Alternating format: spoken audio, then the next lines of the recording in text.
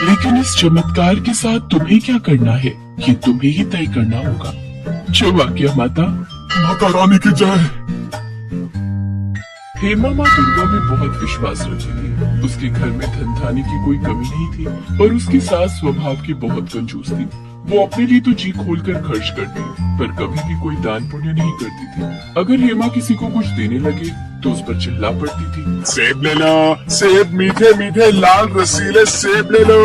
ओ सेब वाले भैया, ये सेब कैसे लगाए? हेमा बहू, ये हाथ में क्या है? माँ जी, वो मैंने अपने लिए 2 रोटी बनाई थी, पर मुझे भूख नहीं है, इसलिए 1 रोटी बूढ़े बाबा को दे रही थी। वो बहुत भूखे दिखाई दे रहे हैं। चुपचाप रोटी को अंदर लेकर जाओ। आटा इतना सस्ता नहीं है जो भिखारियों को बांटते फिरो। अभी नहीं खानी तो रात में खा लेना गरम करके। पैसों की बचत करना सीखो।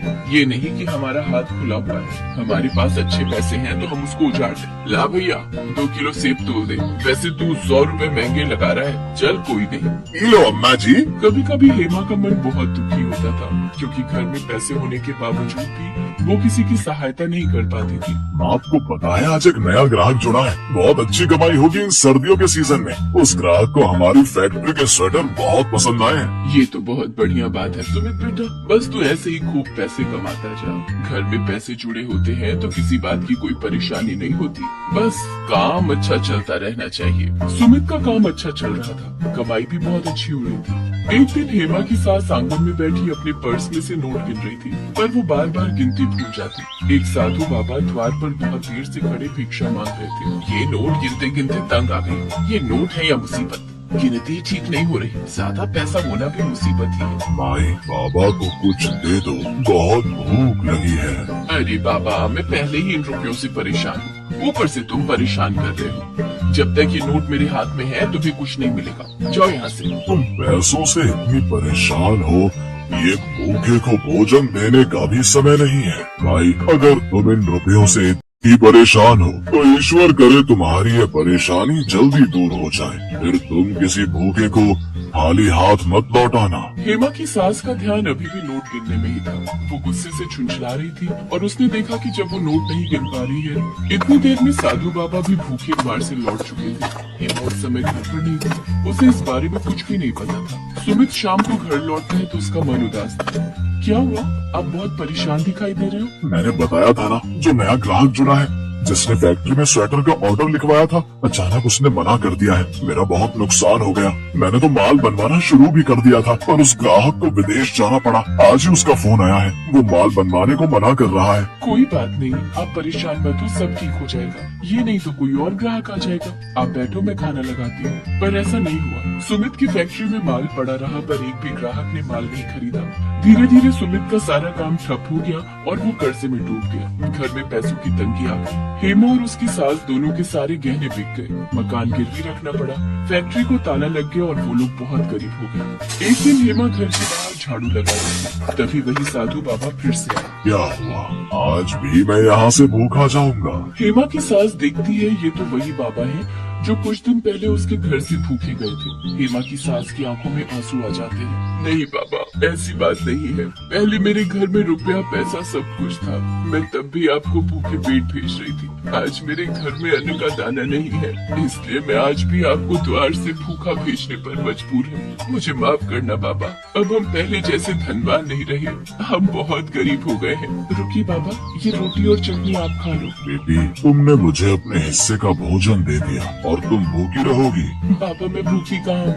मैंने माँ दुर्गा का नाम लेकर उनके प्रसाद की मिश्री खा ली, मेरा तो उसी से पेट भर गया। जीती रहो बेटी, तुम माँ दुर्गा की सच्ची भक्त हो। घर में ये परेशानियाँ इसीलिए आई हैं क्योंकि तुम्हारे घर से कभी भी किसी गरीब और बेसहारा को दान पुण्य नहीं हुआ था। तुम माँ दुर्गा की न... ओहो, बहुत बढ़िया।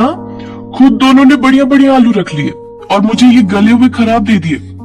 बड़ी चालाक हो आप दोनों तो। अरे मैं भी बैंक में नौकरी करती हूँ, सारा हिसाब किताब मुझे भी पता है। ये आधा आलू खराब है, ये मैं क्यों रखूं? मैं अपना आलू नहीं दूंगी। मैं अभी क्यों दूं? इतनी मुश्किल से संडे आता है, आलू पराठे खाने का ये मौका मैं क्यों छोड़ दूं? आलू तो मैं लेकर ही रहूंगी, देखती हूँ कौन मुझे रोकता है। हे भगवान, मैं मोहल्ले में कहती फिरती हूँ मेरी तीनों बहुएं गऊ हैं, मुंह में जबान नहीं है, तीनों में प्रेम है, पर यहाँ तो एक आलू के लिए महाभारत छिड़ी हुई है। इतनी बड़ी सरकारी नौकरी करने वाली हो तुम, पर लड़ाई बिल्कुल बच्चों की तरह लड़ती हो। थैले में आलू रखे हैं, उबाल लो जितनी मर्जी। पता नहीं मेरे इस दुनिया से जाने के बाद आशा के इतना कहते ही तीनों बहुएं उसके मुंह पर हाथ रख देती हैं। माँ जी आज कह दिया, आगे से ना कहना। सॉरी माँ जी, आप ऐसी बातें मत करो, आपके बिना हम तीनों अधूरी हैं माँ जी, आगे से ऐसी बातें मुंह से मत निकालना। फिर क्यों लड़ती हो तुम तीनों? देखो जिस घर में प्यार होता है वहाँ भगवान का वास होता है, इसलिए आपस में प्रेम से रहा करो। आशा देवी अपनी तीनों बहुओं को ऐसी ही प्रेम भरी सीख देती रहती थी। उसके बाद तीनों बहुएं मिलकर एक साथ नाश्ता बनाती हैं। रोजाना की तरह वही खट्टी मीठी नोकझोंक के बीच आशा देवी की बदौलत तीनों बहुओं में आपसी प्यार बना हुआ था। आशा देवी की ननद मनोरमा कुछ दिनों के लिए रहने आ जाती है। मनोरमा स्वभाव से चुगलखोर और झगड़ालू है, पर क्या करे, है तो आशा देवी की ननद ही ना। आशा भाभी कहाँ हो?